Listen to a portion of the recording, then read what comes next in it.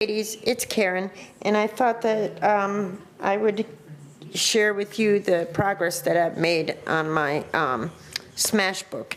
And I know it's getting ridiculously thick, but it still fits in the band. When it no longer fits the band, then I think I have a problem. Anyway, let's see where I've left off. I did work with it while I was on my trip in Connecticut recently. I added this is a name tag from when I went to the all-day crop with Vero scrapbook, and that was my name tag. And I also added this was a bingo card for one of the games that we played, so I stuck that in there. And this is a ticket that I had, or a tag I had stamped. When I was in Connecticut, I got the scrapbook with my cousin Leanne, and we played around with our stamps and stuff, and obviously I messed this stamp up. But I didn't want to throw it away because I love the image, and I'm sure I'll use it for journaling at some point in my Smash book, so I'll just leave it there. This is a postcard I picked up when I was in Connecticut in Southbury with my sister. And this, I'll share with you what this is in a minute. This is a note that my son left for me and my cousin Leanne. I put this postcard here like that. That way I could add pictures or journaling underneath. This is a page that I took some memorabilia or whatever from when I first met my husband. My husband and I, believe it or not, we met about 13 or 14 years ago. We met online, and that was, before online dating services and everything else. I mean, do you remember when there used to be chat rooms, AOL chat rooms and stuff? Well, we met in a chat room, believe it or not. And he lived in Fort Lauderdale at the time, and I lived here in Jensen Beach. And anyway, that's how we met. So shortly after I met him, after we started dating, he moved to the Bahamas because he found work there. So this is the story of that, how, I met a great guy, and he moves to the Bahamas. But he came back. So anyway, when he came back, he brought some Bahamian money back with him, and, to show my boys, because they were real little at the time. So I saved that. And this is a note. At the time when I met Joe, I had just begun building the house that I'm living in. And because he works construction, he was able to make a list for me to get with the contractor, different things to bring to the contractor's attention. So I always saved this because he really looked out for me when the house was being built. And on the bottom of that is a personal note he wrote to me. This is my brother-in-law, who just passed, William Fielding Secor. We called him Fielding. A very good man, a prominent man in his community, a prominent lawyer. He was a prominent lawyer, and he was my sister's husband. So anyway, this is the picture from his memorial and the I forgot what you call it, but it's in regards to his memorial service.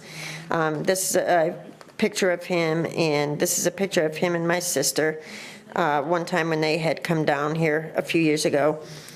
And these are just tags that I made. I used the Odds and Ends Cosmo Cricket paper, I think is the name of it, and just tags writing what I'll remember most and what I'll miss most, and how I felt about him and my sister. So that's what that is. This is, the page for my boys. I think I'd mentioned that this used to be my son Logan's blankie. And this is the story of the blankie. You know, he was about 14 months old, and we were staying at my mom's house at the time. And he crawled into my closet. He reached up and he felt this like nightie that I had. It was real soft and silky, and he really liked the feel of it. So from then on, he always carried it around. And it was pink. At one time, it was nice and pink. But I cut all the buttons off. It was actually a robe. And I cut the sleeves off so he wouldn't get tangled up in it. And I cut all the buttons off, and that was his pink blankie. So that's the story of that. And one time he was about 7 or 8, I was putting away his laundry, and I saw that he had put his pink blankie in his dresser drawer. So I knew then that he had grown out of it, and he had put it away, which I found very sad, but yet glad that he was growing up. Anyway, this is a tag from mail that I sent my older son Spencer. He's 22 and he's living in Georgia, and this is the first time he's lived by himself far away. And I sent him a care package right before I went to Connecticut, and I just put, you know, like snacks and a t-shirt and, you know, just stuff in a box for him. And he received it before I left, and this is just a journaling.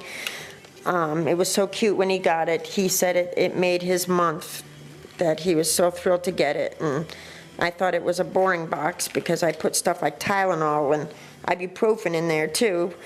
But he was absolutely thrilled and appreciative. So this is a picture of my son Spencer and Logan. This is when my son Spencer left. He was 16 and he left to be a part of the Job Corps program. It's a government program. And it was in Gainesville.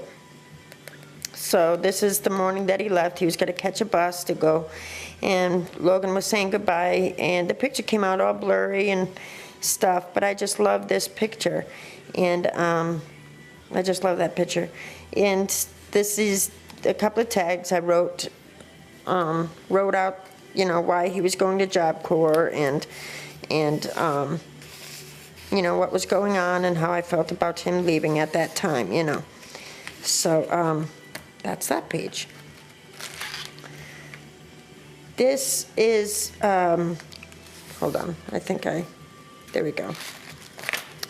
This page is all the traveling memorabilia and stuff that I collected while we were traveling. Logan had come with me to Connecticut as well. So like here is, I think this is our boarding pass and our luggage check, and I put that in there. I put some journaling. This I did pretty much while I was in Connecticut, so there isn't a lot of, I didn't use a lot of color and stuff, but what I did the first day that we got there, we had to do a lot of errands with my sister. She had family coming in, and we had to get a lot done. And one of the errands, so at every place that we went to, I tried to grab a business card so that, you know, like this one, we stopped. My nail had broke the night before I left, so we stopped and I got my nail fixed, and last night it broke again. But anyway, so I grabbed a business card from that place, and then I journaled on the back what that was about. We had stopped for coffee at a Starbucks, and it's cool when you grab the business cards because it always gives an address, so you know exactly where you were, and you do your journaling on there. And I don't know, I just thought it was cool. We went out to eat, and this was the receipt that I received when we went out to eat, and I was able to put that, you know, good food, bad service. Journaled about that. Here's another business card. We went to, it's the Woodbury Farm Market. My sister had got a big plant, so I journaled about that. This is from the hotel we stayed at. This is a boarding, I think it's boarding pass or something, anyway, for when we came home. That's what these are. This is another tag that I made when I got to scrapbook and crop with my cousin in the common room of the hotel. And I still need to print out a couple of little, you know, wallet-sized photos to stick in here, but my printer's out of ink, or it's printing bluish, so I need more ink. but that's what I did there. Like I said, we took a hike to Kent Falls while we were gone. And on the way back, I rode with my sister, and Logan went with my brother and his wife. They went to Cabela's, and I wrote this. This was the day that before we left. And on the way home, my sister and I stopped and got coffee at a cute little cafe. On the way back from Kent Falls, and they had local art in the cafe, and that's what this postcard is of, the local art hanging on the walls there. So I put this in there, and I just journaled about the hike and the cafe. This is when we got back to the house, I helped my sister clean up because she had a lot of company, so I helped her clean the house. And as I was cleaning the house, I found that she had these napkins, and I thought it was hilarious. It says, between the eggnog and the mistletoe, she was certain she'd get lucky this year. So I just thought that was very cool. I put it in my smash book. This is another tag. I was just playing with those Letraset markers and the Tim Holtz markers and stuff. So it's, this is just one I was doing when I was fooling around. And this is the journaling from when I was scrapping with my cousin. Now this paper napkin, I don't have pictures here to show you, but we had the common room, and there was these 3 big round tables, and on the other side was a couch and like the ping pong table and everything else. So anyway, we took one of the big round tables to scrapbook at, and we had unpacked our bags, and we had all our inks out, and the table was filled with our goodies, our scrapping goodies and stamps, and we needed to take a coffee break. So, and in the course of events, we had to run to my sister's house. So, but we left all of our stuff there in the hotel at that table, and we didn't think anybody would bother it. It's a nice hotel, wasn't a lot of people there. But when we came back, we saw that Logan had left this note on top of everything, all of our scrapbooking stuff. He was really worried that we were leaving our stuff. Somebody might take it and, all that stuff. But we knew it'd be okay. But when we got back, I found this note. We found this note. It was too funny. It says, please don't touch or look or steal. Thanks. P.S. We know people. Dangerous. See you again. Thanks so much. So that's his idea of a threatening note. I just thought it was pretty funny that he left that there, and when we got back. So I think that's as far as I've gotten. Like I said, I haven't been able to print out pictures. I printed out a couple of my brother-in-law and stuff, but because I wanted to make sure to get those in. But see how they came out bluish because I'm running out of ink. So, when I get ink, I'm sure I will fill in the empty spots and bring you another Smashbook Progress video. So I appreciate you watching. Take it easy, and I'm sure I'll see you soon. Thank you, ladies. Bye now.